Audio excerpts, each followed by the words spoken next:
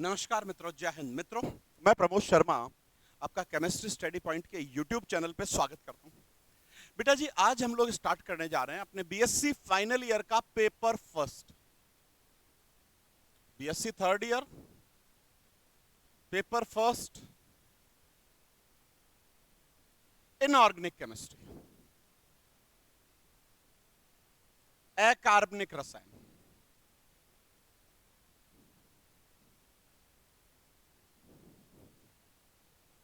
कौन सा स्टार्ट करने जा रहे हैं? अकार्बनिक रसायन पेपर फर्स्ट स्टार्ट करने जा रहे हैं बेटा जी।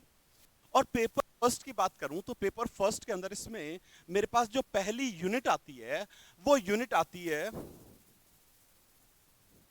कठोर व मृदु अम्ल क्षार। कौन सी है पहली यूनिट? कठोर व मृदु अम्ल क्षार, हार्ड एंड सॉफ्ट। हमारी पहली यूनिट है, अपन लोग स्टार्ट करने जा रहे हैं। देखिए बेटा जी, अगर अम्ल या क्षार की बात मैं करूं तो बेसिक से स्टार्ट करते हैं। बेसिक क्या है? फिर इस चैप्टर सबसे छोटी यूनिट है और ऐसी यूनिट है जो हमको एक क्वेश्चन जो इसमें से अटेम्प्ट करना होता है उसमें से पूरे मार्क्स दे सकती है। देखिए बेटा जी, तो स्टार्ट करते हैं। सबसे पहले बात करते हैं अम्ल व क्षार। What is the meaning of acid and base? किसको डिस्कस कर रहे हैं? अम्ल और क्षार का मतलब क्या है? देखिए बेटा जी, अम्ल और क्षार के लिए जो पहली संकल्पना आती है, हम बेसिक से स्टार्ट कर रहे हैं। मतलब क्या होता है वो समझेंगे, फिर टॉपिक पे आएंगे। चीर सम्मत संकल्पना या अवधारणा, क्लासिकल थ्योरी भी बोल सकते हो इसको। देखिए, चीर सम्मत संकल्पना अम्ल और क्षार रासायनिक गुणधर्मों पे आधारित थी। किस पे आधारित थी? रासायनिक और भौतिक गुणधर्मों पे आधारित थी। तो ये जो क्लासिकल थ्योरी है या classical concept of acid base है, ये कह क्या रहा है? देखिए, बात करें तो चीर सम्मत संकल्पना के अनुसार, क्लासिकल थ्योरी के अनुसार क्या हुआ? वे पदार्थ जो स्वाद में खट्टे होते हैं, कैसे हैं? स्वाद में खट्टे हैं, नीले लिटमस को लाल करते हैं। क्या करते हैं? नीले लिटमस को लाल करते हैं। क्या कहलाते हैं बेटा जी? अम्ल कहलाते हैं। क्या कहलाते हैं?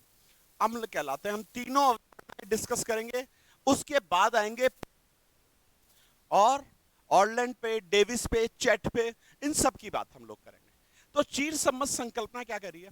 वे पदार्थ में खट्टे हो और क्या करे? नीले लिटमस को लाल करे। क्या कहलाते हैं? दो substance which are sour in taste and convert blue litmus into red litmus acids. देखिए, अम्लों के यदि उदाहरण लूं तो लाइक गैस्ट्रिक, जठर रस के अंदर मेरे पास क्या होता है? HCl पाया जाता है। आपकी बॉडी का जो जठर रस है, गैस्ट्रिक है, उस गैस्ट्रिक एसिड में बेसिकली कौन सा होता है? HCl होता है। और एग्जांपल ले लेते हैं, नींबू में देखूं तो कौन सा होता है? सिट्रिक एसिड होता है। ये सब अम्लों के उदाहरण देख रहे हैं हम लोग, सिट्रिक एसिड होता है।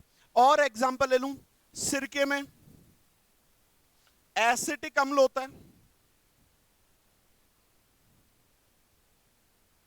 और एग्जांपल लूं, संतरे में एस्कॉर्बिक होता है।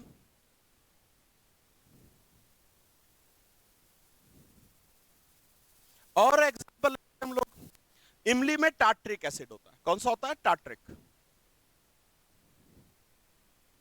या इसके अलावा और एग्जांपल लें, like sulphuric acid, H2SO4 acid का एग्जांपल है, HNO3 एसिड का एग्जांपल है। तो चीर सम्मत संकल्पना क्या करी थी? वे पदार्थ जो स्वाद में खट्टे हों और क्या करें? नीले लिटमस को लाल करें, उसे अपन क्या कहते हैं बेटा जी? एसिड कहते हैं, अम्ल कहते हैं। तो वो substance which are sour in taste and convert blue litmus into red acid. ये तो ही चीर सम्मत संकल्पना की अम्ल की परिभाषा। किसकी परिभाषा हुई बेटा जी? अम्ल की परिभाषा हुई। चलिए क्षार की परिभाषा देख लेते हैं। क्षार,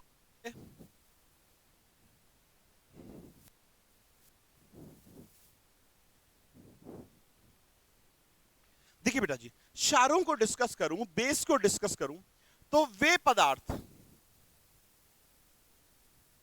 जो स्वाद में कड़वे हों या फीके हों। तो दो substance which are bitter in taste, ऐसे पदार्थ जो स्वाद में क्या हो बेटा जी, या तो कड़वे होने चाहिए, बिटर होना चाहिए, या कैसा होना चाहिए, फीके होना चाहिए। और लाल लिटमस को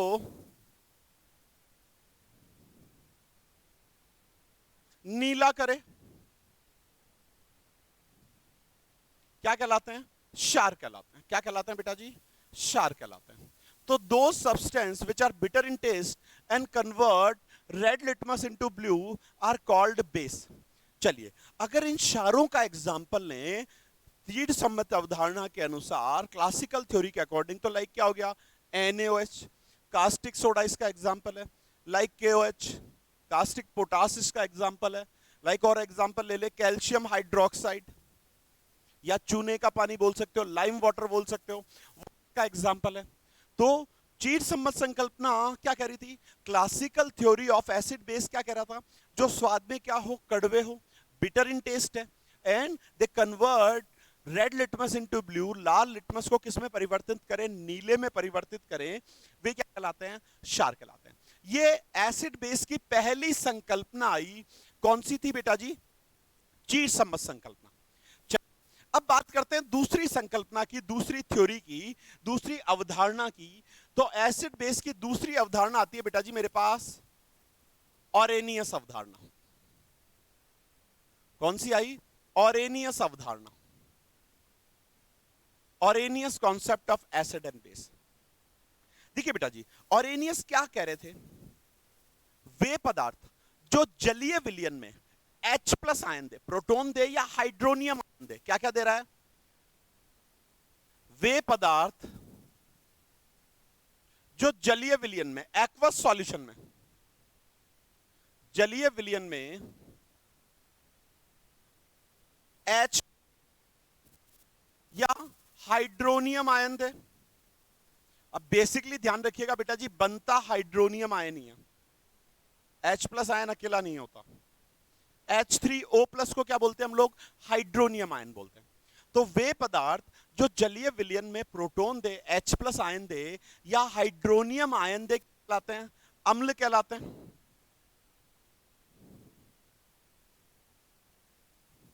तथा जो हाइड्रोक्सिल आयन दे,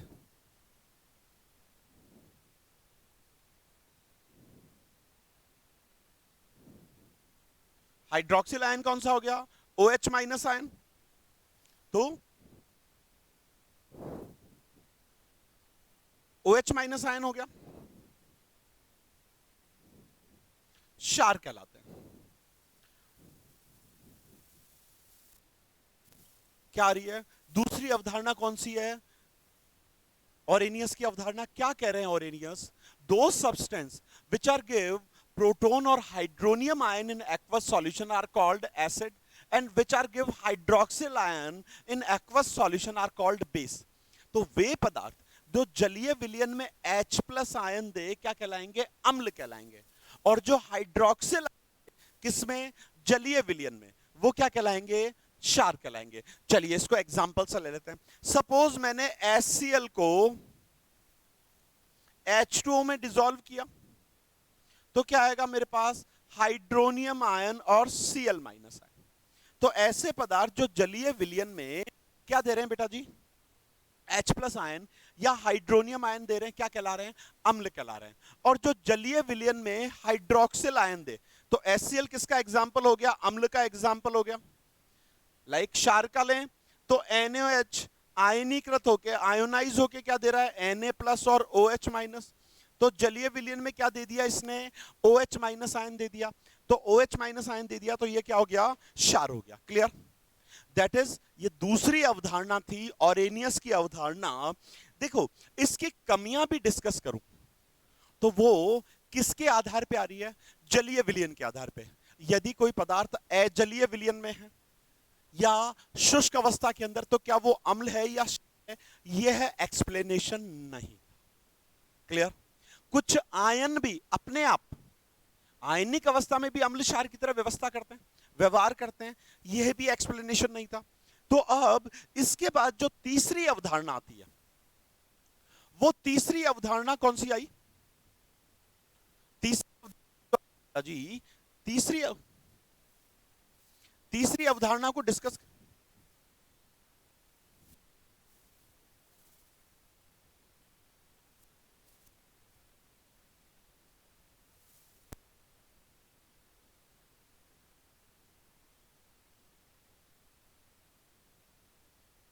तो तीसरी अवधारणा को डिस्कस करें तो तीसरी अवधारणा ये वो आती है बेटा जी मेरी ब्रॉन्स्टेड-लॉरी अवधारणा। कौन सी अवधारणा आई? ब्रॉन्स्टेड-लॉरी अवधारणा।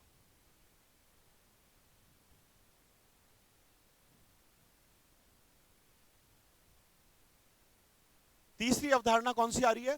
ब्रॉन्स्टेड-लॉरी अवधारणा। ठीक है बेटा जी, ब्रॉन्स्टेड-लॉरी अवधारणा को डिस्कस करूं, ये क्या कह रहा है? तो वे पदार्थ जो H प्लस आयन त्यागते हो, यानी प्रोटॉन दाता, क्या होता है? अम्ल होता है। और वे पदार्थ जो प्रोटॉन ग्रहण करे, वो क्या? क्षार होता है। क्या बोला हमने? ब्रॉन्स्टेड-लॉरी क्या करें? वे पदार्थ जो प्रोटॉन का त्याग करे, प्रोटॉन क्या हुआ? H प्लस, यानी कौन हो गए बेटा जी? ये प्रोटॉन दाता। तो प्रोटॉन का त्याग करे, वे अम्ल कहलाते हैं। तथा जो प्रोटॉन ग्रहण करे, क्षार कहलाते हैं। क्या कहलाएंगे? क्षार कहलाते हैं। क्या कह रही है ब्रॉन्स्टेड-लॉरी अवधारणा? दो substance which are donate protons are called acid and which are able to accept protons are called base। वे पदार्थ जो प्रोटॉन के दाता हैं, प्रोटॉन दे रहे हैं, वो कहलाएंगे बेटा जी अम्ल कहलाएंगे, और जो प्रोटॉन ग्रहण कर रहे हैं वो क्या कहलाएंगे? क्षार कहलाएंगे। बहुत इंटरेस्टिंग थिंग आप ये चीज, अम्ल और क्षार हमेशा अभिक्रिया करके क्या बनाते हैं? लवण और जल बनाते हैं। तो the reaction between acid and base are give salts and H, and this reaction is called neutralization reaction। क्या बोलेंगे? करण अभिक्रिया बोलेंगे। क्या बोलेंगे बेटा जी उसको? उदासीनीकरण अभिक्रिया बोलेंगे। तो अम्ल और क्षार अभिक्रिया करके क्या बना रहे हैं बेटा जी? क्या बना रहे हैं? लवण और जल बना रहे हैं। इस अभिक्रिया को क्या बोल रहे हैं हम लोग? उदासीनीकरण। देखिए एक एग्जांपल ले लेते हैं। सपोज मैंने HCl को H2O में डिसॉल्व किया, तो क्या बना मेरे पास? हाइड्रोनियम आयन बना और Cl माइनस आयन बना। देखिए बेटा जी बहुत अच्छे से समझिएगा, यहां पे HCl क्या कर रहा है? H प्लस त्याग रहा है। H प्लस त्याग रहा है तो इसे क्या बोलेंगे अपन? अम्ल। और H2O H प्लस ग्रहण कर रहा है, प्रोटॉन ग्रहण कर रहा है, तो इसे क्या बोलेंगे? क्षार बोलेंगे। फिर बहुत अच्छे से समझिएगा, देखिए बेटा जी अम्ल से हमेशा क्या बनता है? संयुग्मी। अम्ल से हमेशा क्या बनेगा? ये एसिड था, तो अम्ल से, एसिड से हमेशा क्या बनेगा? संयुग्मी क्षार बनेगा। अम्ल से हमेशा क्या बनेगा? संयुग्मी क्षार। तो HCl ने H प्लस त्याग दिया, तो इससे क्या बन गया? संयुग्मी क्षार बन गया। तो अम्ल के HCl त्यागने के बाद में, HCl के H प्लस त्यागने के बाद में क्या बना? संयुग्मी क्षार बना। तो अम्ल का हमेशा क्या होता है? संयुग्मी क्षार होता है। और क्षार ने H प्लस ग्रहण कर लिया, तो इससे क्या बना? संयुग्मी अम्ल बना। क्या बना बेटा जी? संयुग्मी अम्ल। तो these are called conjugated acid and base। तो when acid are lose H plus they are formed conjugated base। तो यहां पे Cl माइनस क्या हो गया बेटा जी मेरे पास? conjugated base हो गया, संयुग्मी क्षार हो गया। और H प्लस H2O ने H प्लस ग्रहण किया, तो यहां पे H2O क्या है? क्षार है। और H2O ने ग्रहण करके क्या बनाया? हाइड्रोनियम आयन बनाया। तो हाइड्रोनियम आयन क्या हो गया बेटा जी यहां पे मेरे पास? क्या हो? अम्ल हो गया। क्या हो गया? अम्ल हो गया। चलिए एक और एग्जांपल ले लेते हैं इसका अपन। मैंने एग्जांपल लिया अमोनिया, H2O में डिसॉल्व करके क्या बना रहा है बेटा जी? अमोनियम आयन बना रहा है, प्लस OH माइनस आयन दे रहा है। देखिएगा अब यहां अमोनिया क्या कर रहा है? H प्लस ग्रहण कर रहा है, तो यहां पे अमोनिया क्या हो गया, क्षार हो गया, और इससे क्या बना बेटा जी, संयुग्मी अम्ल बना। किसका निर्माण हुआ, संयुग्मी अम्ल का, कॉन्जुगेटेड एसिड का निर्माण हुआ। और H2O ने H प्लस त्यागा, तो यहां पे H2O क्या हो गया बेटा जी, एसिड हो गया, अम्ल हो गया। और अम्ल से OH माइनस बना, तो इसको अपन ने क्या बोला, संयुग्मी क्षार बोला। तो अम्ल से क्या बनता है, संयुग्मी क्षार बनता है, क्षार से क्या बनता है, संयुग्मी अम्ल बनता है। तो ये मेरी चौथी अवधारणा थी। तीसरी अवधारणा थी, तीसरी अवधारणा कौन सी थी बेटा जी, ब्रॉन्स्टेड लॉरी अवधारणा। कौन सी अवधारणा आई है, ब्रॉन्स्टेड लॉरी अवधारणा। क्योंकि कठोर और मृदु अम्ल की बात करूं उससे पहले मेरे को क्या जानना होता है, अम्ल और क्षार क्या चीज है।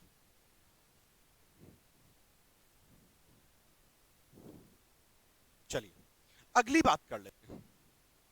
आगे आता है अपने पास, चौथी अवधारणा आती है बेटा जी मेरे पास, लुईस अवधारणा या लिवाइस थ्योरी।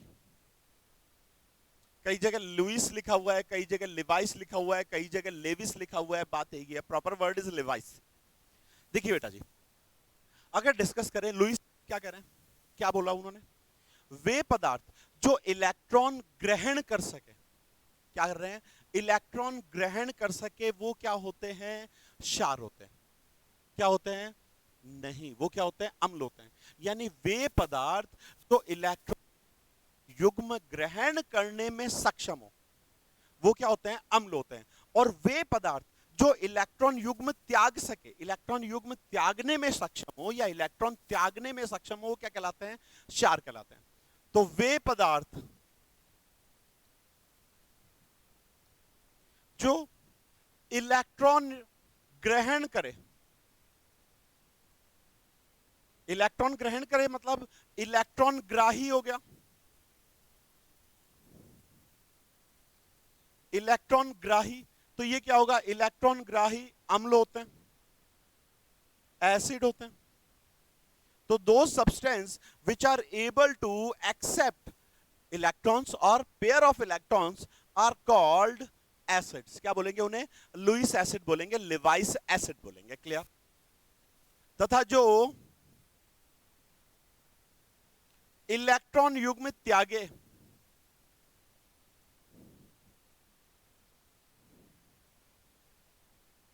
क्या कहलाते हैं बेटा जी, क्षार कहलाते हैं।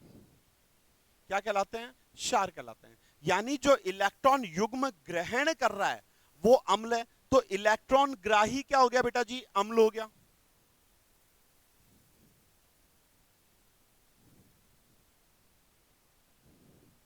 इलेक्ट्रॉन ग्राही तो क्या हो गया, अम्ल हो गया। और इलेक्ट्रॉन दाता क्या हो गया मेरे पास, इलेक्ट्रॉन दाता क्या हो गया बेटा जी, क्षार हो गया। तो इलेक्ट्रॉन ग्राही जो इलेक्ट्रॉन युग्म ग्रहण करे, या इलेक्ट्रॉन युग्म भी नहीं कहो, इलेक्ट्रॉन कहो, तो जो इलेक्ट्रॉन त्याग रहे हैं उसे क्या बोल रहे हैं अपन, इलेक्ट्रॉन त्याग रहा है वो तो क्षार है। और जो इलेक्ट्रॉन युग्म ग्रहण कर रहा है, इलेक्ट्रॉन युग्म ग्रहण कर रहा है, उसे अपन क्या कह रहे हैं बेटा जी, अम्ल कह रहे हैं। क्लियर। तो इलेक्ट्रॉन ग्राही क्या हो गया, अम्ल हो गया, और इलेक्ट्रॉन त्यागने वाला क्या हो गया बेटा जी, क्षार हो गया। Clear, understand. देखो बेटा जी, अगर डिस्कस करूं, ये जो लुईस अवधारणा थी ये बहुत ज्यादा एक्सटर्नल है, बहुत ज्यादा व्यापक है। क्या है बेटा जी, बहुत ज्यादा व्यापक है। क्लियर।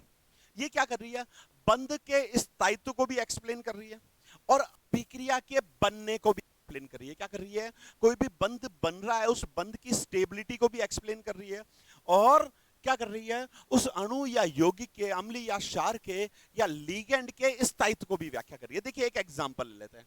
अमोनिया ने BH3 से अभिक्रिया करी, तो नाइट्रोजन ने क्या किया, अपना इलेक्ट्रॉन युग्म किसको दे दिया, BF3 को दे दिया, बोरोन को दे दिया। तो यहां पे नाइट्रोजन जो हो गया वो क्या हो गया बेटा जी, इलेक्ट्रॉन दाता हो गया। नाइट्रोजन क्या हो गया, इलेक्ट्रॉन दाता हो गया। तो यहां पे अमोनिया क्या हो गया, क्षार हो गया, क्योंकि इलेक्ट्रॉन युग्म दे रहा है, इलेक्ट्रॉन दे रहा है। तो ये क्या हो गया बेटा जी, क्या हो गया, क्षार हो गया। और BF3 क्या कर रहा है, इलेक्ट्रॉन ग्रहण कर रहा है, इसलिए ये क्या हो गया, अम्ल हो गया। क्लियर। ये ब्रांस्टेड लोरी के बाद में जो अगली लास्ट अवधारणा थी वो लुईस अवधारणा थी। Clear, understand, understand. देखो बेटा जी, अगर डिस्कस करूं इससे आगे की बात हम लोग करते हैं, बहुत इंपॉर्टेंट वन हम लोग डिस्कस करने जा रहे हैं, जो अब हमारे कोर्स पार्ट के अकॉर्डिंग स्टार्ट होता है।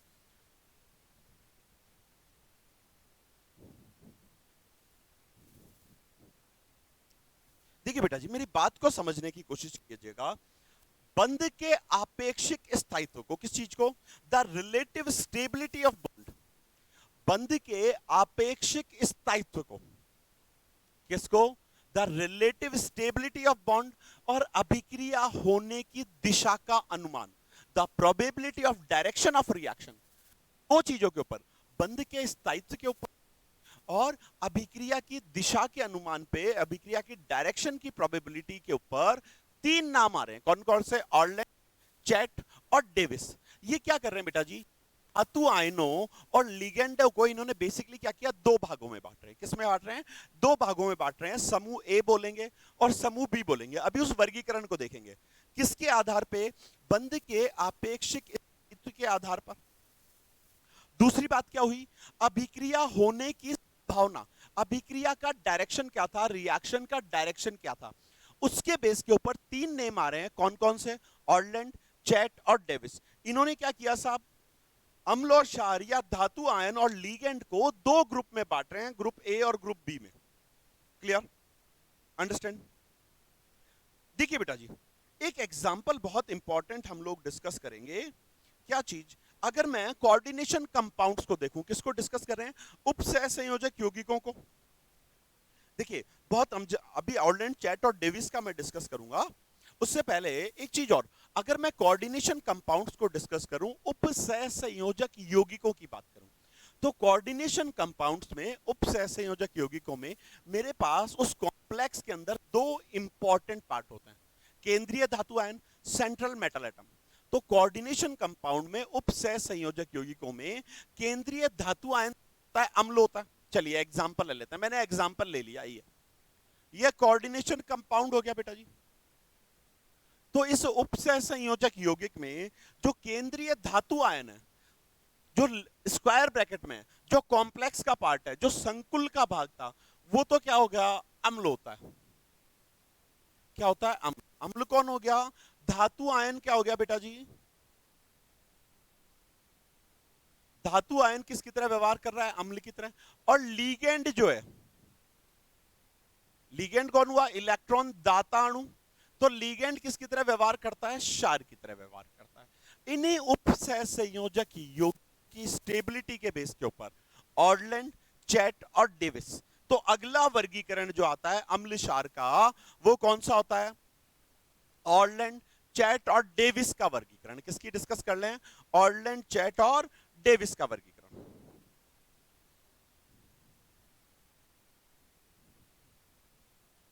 ऑर्लेंड, चैट, नाम है वैज्ञानिकों की, वो चैट नहीं है जो आप समझ रहे हो, जो हाय बाबू खाना खा लिया क्या, जो आप व्हाट्सएप पे करते रहते हैं, ट्विटर पे करते रहते हैं। नेम है किस किस ने? ऑर्लेंड ने, चैट ने और डेविस ने। तो क्या है ऑर्लेंड, चैट और डेविस का वर्गीकरण? किसके लिए? अम्ल और क्षार के लिए। इन्होंने क्या किया साहब? बंध के आपेक्षिक स्थायित्व किसके आधार पे? The relative stability of any bond. बंध के आपेक्षिक स्थायित्व एवं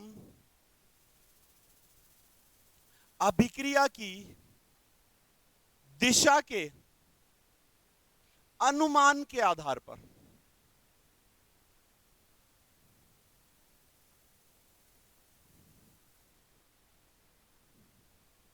धातु आयन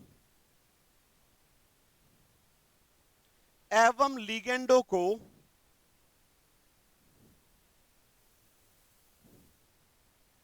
दो समूह में बांटा। देखिए बहुत इंटरेस्टिंग वर्ड है, वो कहीं भी अम्ल क्षार वर्ड नहीं ले रहे हैं। ऑर्लैंड, चैट और डेविस में कहीं भी एसिड बेस वर्ड यूज नहीं किया है। क्या बोल रहे हैं? धातु आयन। अभी अभी हमने क्या कहा था? उपसह संयोजक यौगिकों में धातु आयन किसकी तरह व्यवहार कर रहा है? अम्ल की तरह कर रहा है। और लीगेंड किसकी तरह व्यवहार कर रहा है? क्षार की तरह व्यवहार कर रहा है। तो ऑर्लैंड, चैट और डेविस जो हैं, इन्होंने किसके आधार पे, इसी बंध के आधार पे, जो बंध बना उस बंध की स्टेबिलिटी की बेस के ऊपर, कौन सी स्टेबिलिटी, आपेक्षिक स्थायित्व, बहुत सारे संकुलों के मध्य बंध के स्थायित्व के तुलनात्मक आधार पर, जिसको अपन क्या बोलते हैं, आपेक्षिक स्थायित्व बोलते हैं, रिलेटिव स्टेबिलिटी ऑफ बॉन्ड बोलते हैं। तो बंध के आपेक्षिक स्थायित्व के आधार पे क्या कर रहे हैं, और दूसरी चीज क्या दी, अभिक्रिया होने की संभावना के आधार पे या अभिक्रिया दिशा के अनुमान के आधार पे, डायरेक्शन के बेस पे कि किसी भी रिएक्शन का डायरेक्शन क्या होगा, किस डायरेक्शन में जाएगी रिएक्शन, उस रिएक्शन के डायरेक्शन के बेस के ऊपर क्या कर रहे हैं बेटा जी, ऑर्लैंड, चैट और डेविस ने कितने भागों में बांटा, किस किस को, धातु, आयन और लिगेंडो को किसमें बांटा है बेटा जी, दो समूह में बांटा है। Clear, understand. चलिए अब बात कर लेते हैं इन दोनों समूह के वर्गीकरण की, कि ऑर्लैंड, चैट और डेविस के वर्गीकरण में कौन से धातु या लिगेंड आते हैं। देखिए बेटा जी क्या कह रहे हैं, पहले हम लोग डिस्कस समूह ए को, किसको डिस्कस कर रहे हैं, ग्रुप ए को, समूह ए को। ये ऑर्लैंड, चैट का है, क्या कह रहे हैं ये, तो इस समूह में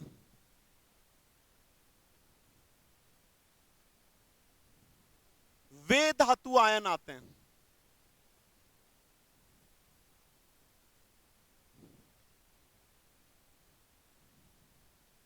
जो निम्न शर्तें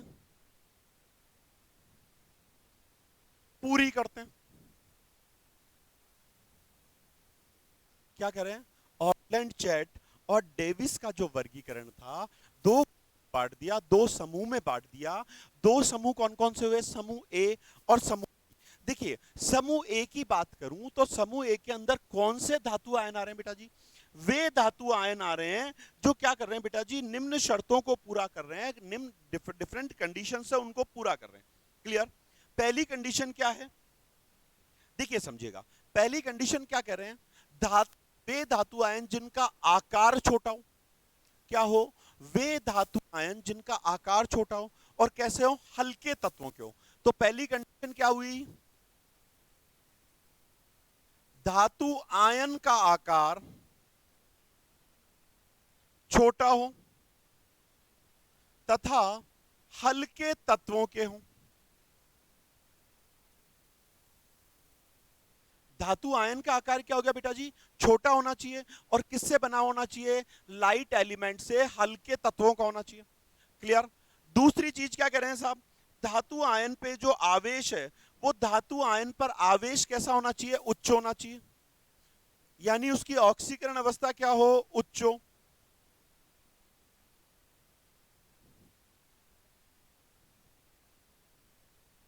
धातु आयन पे आवेश क्या हो, उच्च हो।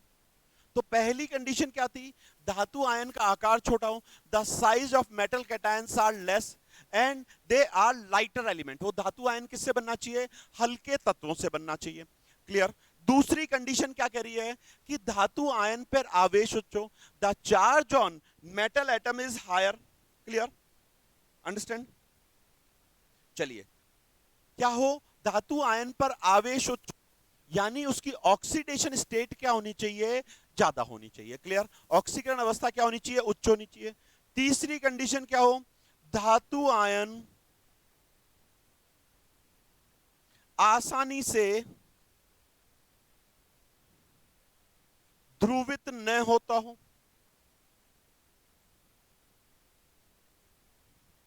तीसरी कंडीशन क्या कह रही है कि धातु आयन आसानी से ध्रुवित नहीं हो, the metal atom is not easily polarised, आसानी से ध्रुवित नहीं हो सकता हो। तीसरी कंडीशन हो गई, द मेटल एटम या metal ion are not easily polarised. Clear, चौथी कंडीशन क्या कर रही है कि उनके संयोजकता कोश में इलेक्ट्रॉनों की संख्या उच्च हो, ज्यादा हो। उनके संयोजकता कोश के अंदर इलेक्ट्रॉनों की संख्या क्या होनी चाहिए, ज्यादा होनी चाहिए। यानी धातु आयन जिस परमाणु से बना है उस परमाणु के संयोजकता कोश में इलेक्ट्रॉन ज्यादा होगा, तभी तो ऑक्सीकरण अवस्था उच्च होगी, तभी तो ऑक्सीकरण अवस्था उच्च होगी। यानी धातु परमाणु के संयोजकता कोश में इलेक्ट्रॉनों की संख्या क्या होनी चाहिए? ज्यादा होनी चाहिए। The number of valence electrons are higher in metal atom. तो चौथी कंडीशन क्या हुई? धातु परमाणु के संयोजकता कोश में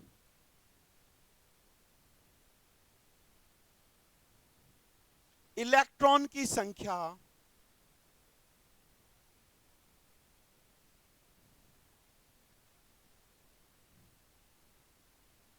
उच्च हो, ज्यादा हो, अधिक हो। तो the metal atom have higher number of electrons in their oxidation state. Clear? Understand? इसके एग्जाम्पल ले लेते हैं, इसके एग्जाम्पल ले लेते हैं। चलिए बेटा जी देखिए, इसके उदाहरण देखें, समूह ए के धातुओं के उदाहरण देखें।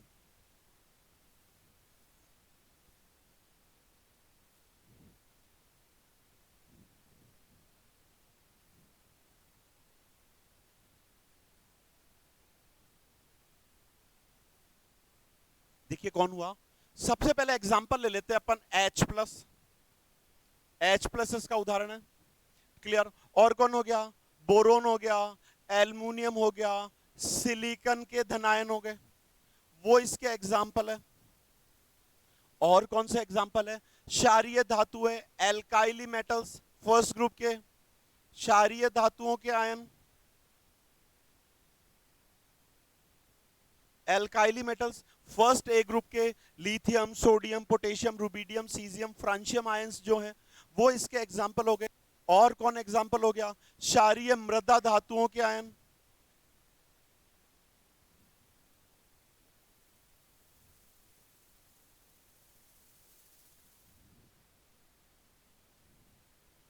एल्काइली अर्थ मेटल्स के आयन सेकंड ए ग्रुप के कौन कौन से?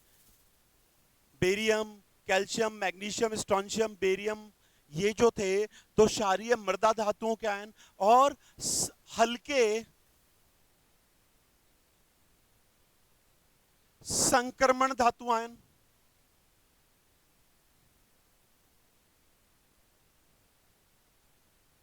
जैसे कौन सा होगा? लाइक Ti4+, लाइक Fe3+, ये क्या हो गए? इनके एग्जाम्पल हो गए। क्लियर? तो ये तो हुए फर्स्ट ए ग्रुप के धातु आयन। कौन से हो गए? फर्स्ट ए ग्रुप के धातु आयन। क्लियर? चलिए अब फर्स्ट ए ग्रुप के लीगेंड कौन से? देखिए बेटा जी, फर्स्ट ए ग्रुप में लीगेंड कौन कौन से हैं? चलिए बात करें। तो लीगेंड कौन से हुए? वे लीगेंड जो इन आयनों के साथ स्थायी बंध बनाते हैं, वो किस में आएंगे? इस समूह में आएंगे। किस में आएंगे बेटा जी? इस समूह में आएंगे। कौन से लीगेंड? वे लीगेंड जो समूह ए की धातु आयनों के साथ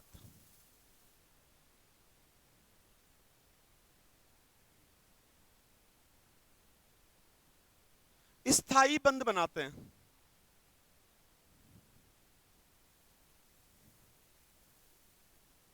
इस समूह में आते हैं।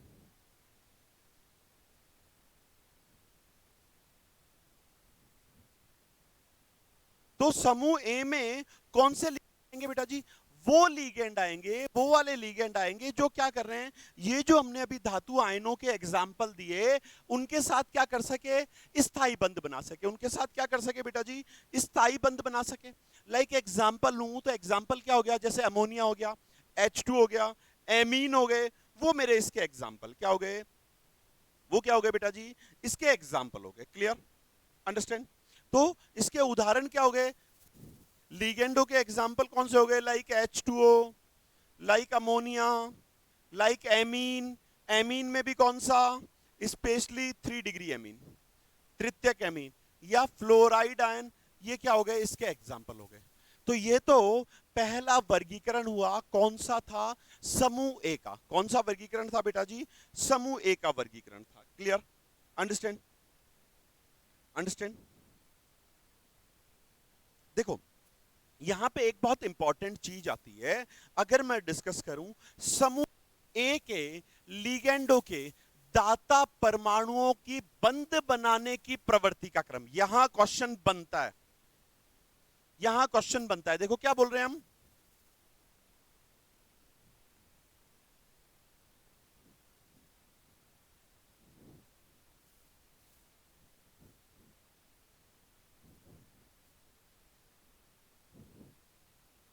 समूह ए के लिगेंडों में उपस्थित दाता परमाणु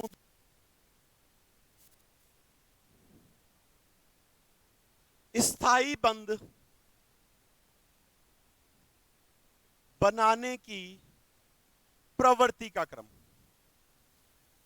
तो बेटा जी बहुत अच्छे से ध्यान रखिएगा, समूह ए में अधिकतर कौन से लिगेंड है, वे लिगेंड है जिनमें केंद्रीय धातु परमाणु, लिगेंड का जो दाता परमाणु है वो लिगेंड का दाता परमाणु किसका हो, 15वें 16वें या 17वें ग्रुप का, और उनमें भी कौन सा हो, ज्यादा विद्युत ऋणी परमाणु। देखिए 15वें वर्ग का एग्जांपल देखते हो तो सबसे ज्यादा प्रायिकता होती है नाइट्रोजन की, फिर उसके बाद फास्फोरस, फिर उसके बाद ऑर्सेनिक, फिर उसके बाद कौन हो गया, एंटीमनी। समूह बी में देखें तो सबसे ज्यादा होता है ऑक्सीजन की, फिर होती है सल्फर की, फिर होती है सेलुनियम की, और फिर होती है टेलुनियम की। इसमें देखें तो सबसे ज्यादा फ्लोरीन की होती है, फिर उससे कम क्लोरीन की, फिर ब्रोमीन की, फिर आयोडीन की। तो समूह ए कौन से लिगेंड है, वे लिगेंड ज्यादातर हैं जिनमें केंद्रीय धातु परमाणु किसका हो, 15वां 16वें लिगेंड का केंद्रीय परमाणु या दाता परमाणु कौन सा हो, कौन सा हो बेटा जी, जो 15वें 16वें वर्ग का हो, और उनकी विद्युत ऋणताएं क्या हो बेटा जी, उच्च हो। तो इस वर्ग के जो लिगेंड है ज्यादातर उनमें धातु दाता परमाणु कौन है, नाइट्रोजन है, ऑक्सीजन है या फ्लोरीन। यहां पे ये ऑरलैंड, चैट और डेविस का जो समूह ए था वो बेटा जी खत्म होता है। Clear, understand. चलिए समूह बी जो है वो हम लोग डिस्कस करेंगे अपनी नेक्स्ट क्लास, परसों से, on 1st of September we are coming live for every class of first year, second year and third year. Time we will inform you at YouTube and or app is also. So I think so it's enough for today. मिलते हैं परसों सुबह morning के अंदर every class के लिए organic chemistry की first unit के साथ। Thank you so much.